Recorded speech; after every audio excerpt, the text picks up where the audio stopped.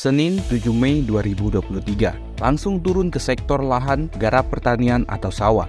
Rison selaku PJ Skades bersama pemerintah desa Semlako II melaksanakan kegiatan pengamatan lahan serta kesiapan desa Semlako II untuk ikut serta mensukseskan program ketahanan pangan pemerintah Kabupaten Lebong tahun 2023. Turut hadir dalam kegiatan ini yaitu Kapolsek Lebong Tengah, Camat Lebong Tengah beserta staf, Babin Kamtipnas, Babinsa, pendamping desa, masyarakat, ketua PPD, serta tamu undangan lainnya. Pada kegiatan ini, dilakukan pengecekan lahan garap terkait keadaan serta situasi lahan, apakah memungkinkan untuk melaksanakan MP2.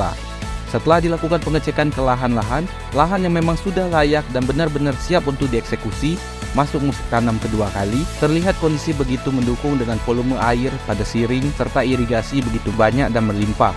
Dengan kesiapan ini, diharapkan kegiatan MT2 di Desa Semlako II sukses dan dapat menjadi salah satu contoh desa yang berhasil meningkatkan indeks produksi pertanian di Kabupaten Lebong, yang hasilnya murni dirasakan oleh penggarap lahan atau petani secara ekonomi.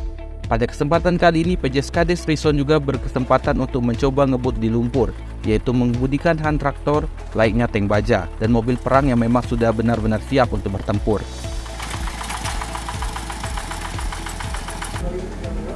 Proses tanam kedua ini kami dari desa untuk membantu masyarakat untuk mengisi lahannya, memberi pupuk,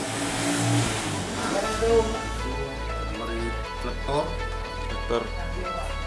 Jadi traktor disiapkan oleh desa? Siapkan oleh desa 30 hektar. 30 hektar.